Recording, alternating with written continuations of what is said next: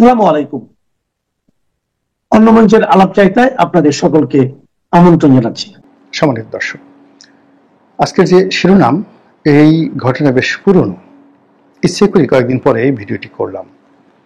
এর কারণ হলো যে শিরোনামটি দিয়েছি এখানে, এবং সেখানে যে ঘটনাগুলো ঘটেছে এটার ধারাবাহিকতায় এখন বাংলাদেশে যা কিছু ঘটছে, এবং এখন এই মুহূর্তে আমেরিকাতে যা কিছু ঘটছে, দিল্লিতে যা কিছু ঘটছে, পর্দার আড়ালে যে সকল খেলাধুলা হচ্ছে, মূলত ওই ঘটনা থেকেই শুরু।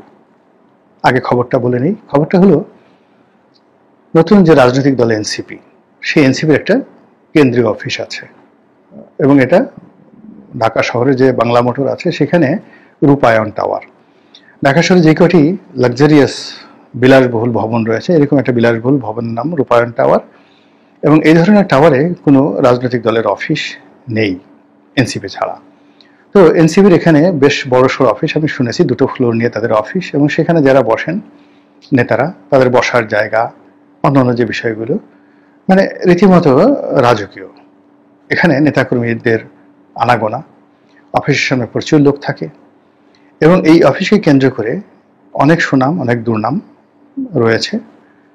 সুনাম মানে ভবিষ্যতে তারা বাংলাদেশ নিয়ন্ত্রণ করবে, শাসন করবে, এখান থেকে যমুনা নিয়ন্ত্রিত হয়, এখান থেকে অনেক কিছু নিয়ন্ত্রিত হয়, এগুলো। আর দুর্নাম হলো যে এখান থেকেই সকল মব নিয়ন্ত্রণ হয়, এখান থেকে বদলি, ট্রান্সফার থেকে শুরু করে যাবৎ এনসিপির বিরুদ্ধে যত অভিযোগ আসছে এই অফিসকে কেন্দ্র করে। এবং নানা জনে নানা কথা বলেন যে যমুনার পর, মানে ডক্টর মোহাম্মদ ইউনূসের পর, পাওয়ার হাউস, দ্বিতীয় পাওয়ার হাউস যদি ক্যান্টনমেন্টকে ধরেন, জেনারেল ওয়াকারুজ্জামানের অফিসকে ধরেন, তাহলে তৃতীয় পাওয়ার হাউস হলো এই রূপায়ণ টাওয়ারের সামনের বাংলা মোটর মোড়, এই টাওয়ার।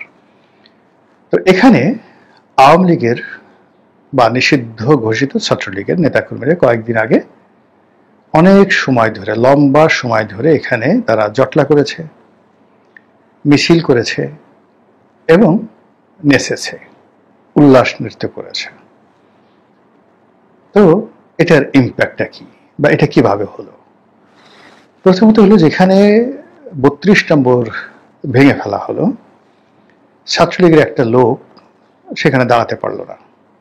সাধারণ যারা লোকজন আওয়ামী লীগকে ভালোবাসেন, এমনকি মহিলা, তারা গিয়ে সেখানে লাঞ্ছিত হয়েছেন। এমনকি এবছর, অর্থাৎ 2025 সনের 15ই আগস্ট তারিখে সেখানেও ছাত্রলীগ, আওয়ামী লীগের কোনো লোক যেতে পারেনি, এটা সিঙ্গেল লোক যেতে পারেনি, কোনো মহিলারও যেতে পারেনি। তো সেই অবস্থাতে আগস্ট মাসের 15ই আগস্টে যেখানে ছাত্রলীগের এই দুরবস্থা, যুবলীগের এই দুরবস্থা, আওয়ামী লীগের এই দুরবস্থা, সেখানে all on a sudden September মাসে এসে এমন কি ঘটনা ঘটল, যে ঘটনায় ঢাকা বিশ্ববিদ্যালয় নয়, কিংবা নিউ মার্কেট নয়, অন্য কোনো জনবহুল এলাকা নয়, গুলিস্তান নয়, একেবারে এনসিপির অফিস, বাংলাদেশের তৃতীয় যে পাওয়ার হাউস, এখানে এসে কয়েকশো নেতাকর্মী অনেকক্ষণ জটলা করলো, দাঁড়িয়ে থাকলো। তারপর সেখানে তারা জয় বাংলা, জয় বঙ্গবন্ধু, শেখ হাসিনা সরকার বারবার দরকার, বা এরকম নানা রকম যে স্লোগানগুলো আওয়ামী লীগ দেয়, তারা সেখানে দিতে থাকলো। তারপরে বীর বিক্রমে তারা সেখান থেকে চলে গেল। কারণটা কি? পুলিশ কি করলো, এনসিপি কি করলো, সেনাবাহিনী কি করলো? তারা তো নিষিদ্ধ। তারপরে এনসিপিকে যারা বিভিন্ন সময় ব্যাকআপ দিয়ে আসছে, জামাত কি করলো, গণ অধিকার পরিষদ কি করলো, এমনকি বিএনপি কি করলো? কেন এখানে এই মিছিল হলো? এর পিছনে কি রয়ের কোনো হাত আছে, নাকি সিআইএ এর কোনো হাত, নাকি উত্তরপাড়ার কোনো গ্রিন সিগন্যাল, নাকি যমুনার কোনো গ্রিন সিগন্যাল? প্রশ্নগুলো কিন্তু করতে হবে, বা এর প্রশ্নের উত্তর জানতে হবে।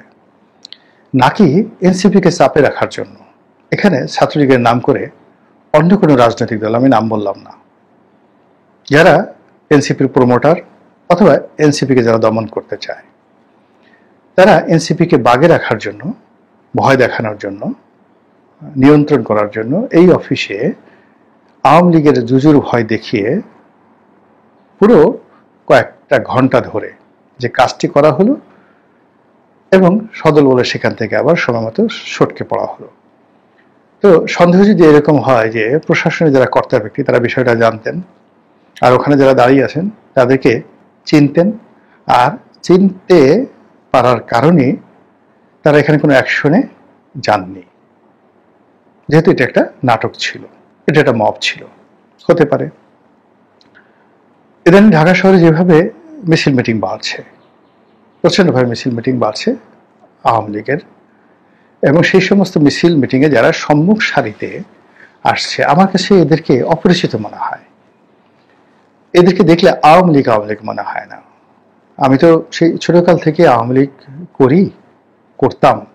এখন তো বিএনপিতে যোগদান করার পরে সেই আওয়ামী লীগ চরিত্র নেই। আর গত 1 বছর যাবৎ মনে হচ্ছে যে না, রাজনীতি আমার জন্য আসলে এই মুহূর্তে শোভনীয় নয়, বিরতি নেওয়া উচিত। ভবিষ্যতে পরিবেশ পরিস্থিতি ভালো হলে তখন হয়তো চিন্তা করা যেতে পারে, but not at this moment. ফলে গত 1 বছর ধরে কার্যত যাকে বলা হয় নিষ্ক্রিয় অবস্থায় আছি। এই আমার ব্যবসা বাণিজ্য, সামাজিক সংযোগ, রাজনৈতিক সচেতনতা বৃদ্ধি করা, টকশো করা, রাজনৈতিক বিশ্লেষণ করা, এর মধ্যে আমি আমার তৃপ্তি খুঁজে পাচ্ছি এবং মনে হচ্ছে যে খারাপ না, আলহামদুলিল্লাহ ভালো আছি। বিকজ যারা এই মুহূর্তে রাজনীতির একেবারে ফ্রন্ট লাইনে আছেন, বিএনপির 10 জন, জামাতের 10 জন বা এনসিপির 10 জন, তাদের সবাইকে তো চিনি। আমার কাছে মনে হয় না যে সামাজিকভাবে, প্রশাসনিকভাবে কোনো অবস্থানে তারা কেউ আমার চেয়ে খুব ভালো অবস্থানে আছেন, বা তাদের একটা টেলিফোন পেলে বা আমি একটা টেলিফোন করলে দুটোর মধ্যে যদি গুরুত্ব দিতে বলা হয়, আমার কাছে মনে হয় না যে আমি কখনো কোথাও অগুরুত্বপূর্ণ ছিলাম অতীতে আর এখন অগুরুত্বপূর্ণ আছি। ফলে আমি আমার কাজ নিয়ে ভালো আছি। তো যেটা বলছিলাম যে সেই যে অতীতের অভিজ্ঞতা, সেই অভিজ্ঞতার কারণে আমার কাছে মনে হয়েছে যে আমি জামাতের লোক দেখলেই বুঝতে পারি এরা জামাতের লোক। জামাত আর হেফাজত দুজনকে দাড়ি টুপি পরিয়ে আমার সামনে এনে দেন, আমি এখন নিখুঁতভাবে বলে দিতে পারবো এটা হেফাজতের লোক, এটা জামাতের লোক। জামাত আহলে সুন্নতের 2 জন লোক আনেন যারা মাজারপন্থী, পীরপন্থী, আমি বলে দিতে পারবো যে এরা জামাতের লোক, এরা পীরপন্থী লোক। আওয়ামী লীগ বিএনপির 2 জন লোক আনেন, আমি বলে দিতে পারবো, চেহারা দেখে বলে দিতে পারবো, কথা বলতে হবে না। তারপর জাতীয় পার্টির লোক আনেন, আওয়ামী লীগ বিএনপি জাতীয় পার্টি, আমি বলে দিতে পারবো এরা জাতীয় পার্টির লোকজন। এর কারণ হলো আপনি দেখবেন যে দীর্ঘদিন একত্রে একটা কাজ করলে না, তাদের পোশাক আশাক, চাল চলন, কথাবার্তায় একটা ভাবমূর্তি ফুটে ওঠে, একটা অভিব্যক্তি ফুটে ওঠে। আমি যেমন আগে দুষ্টামি করে বলতাম যে আওয়ামী লীগ দেখলে আমার কাছে মনে হয় এখানে সরেয়ার মতো একটা মানে আকৃতি আছে, এখানে নৌকার একটা আকৃতি রয়েছে, কিংবা ধানের শীষ এর লোক দেখলেই আমার কাছে মনে হয় যে এদের মধ্যে একটা ধান ধান ভাব আছে। জাতীয় পার্টি দেখলে এটা লাঙল আঙল, কেমন যেন লাঙলের মতো এরকম মনে হয়। এরশাদের দেখেন, জিএম কাদেরকে দেখেন, আপনি লাঙলের মধ্যে তাদের খুঁজে পাবেন। এনিওয়ে, এটা যোগ করে টেলিভিশন টক সাথে বলতাম। তো সেই দিক থেকে আওয়ামী লীগ বিএনপির বা জামাতের যে নর্মাল ন্যারেটিভগুলো রয়েছে, তারা এই ভাষায় কথা বলে, এইভাবে তাদের পোশাক পরে, এরকম তারা দাড়ি রাখে, এইভাবে তারা ক্লিন শেভ করে। তো সেই দিক থেকে আওয়ামী লীগের নাম করে যারা সম্মুখ সারিতে আসছে, তাদের কাউকে আমার আওয়ামী লীগ বলে মনে হচ্ছে না, এবং এটাই আমার ভয়ের কারণ। এটাই আমার ভয়ের কারণ। যেভাবে ধরুন শেষের দিকে এই যে দেখুন সাদিক কায়েম যারা ডাকসু ভিভিটিপি হলেন, এরা সবাই আওয়ামী লীগের মধ্যে লুকিয়েছিলেন। আপনি একবার এখানে একটু তাকিয়ে দেখেন তো, যে সাদিক কায়েম সাদ্দামের পাশে বসা ছিল, দাঁড়ানো ছিল, ওকে কি সাদ্দামের মতো মনে হয়? ওকে কি নাহিয়ান মতো মনে হয়? জয়ের মতো মনে হয়? ওকে কি রব্বানির মতো মনে হয়? ওকে কি নাজমুল ছিল তার মতো মনে হয়? রিপন সভাপতি ছিল তার মতো মনে হয়? তাদের মতো মনে হয় না। ও আলাদা। ওকে দেখেই আপনি এখন যেমন বলতে পারেন জামাতের লোক, তখন আপনি যদি একটু ভালোভাবে তাকিয়ে দেখতেন, আপনি বুঝতে পারতেন যে ছাত্রলীগের মধ্যে কয়জন জামাত রয়েছে।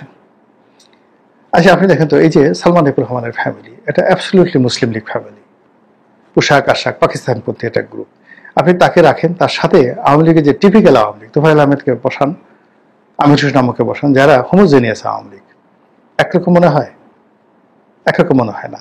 আপনি হাসানুল হক ইনু, তারপরে রাশেদ খান মেনন একদিকে রাখেন, আর তাদের সমবয়সী আওয়ামী লীগের যেগুলো হোমোজেনিয়াস আওয়ামী লীগ রয়েছে,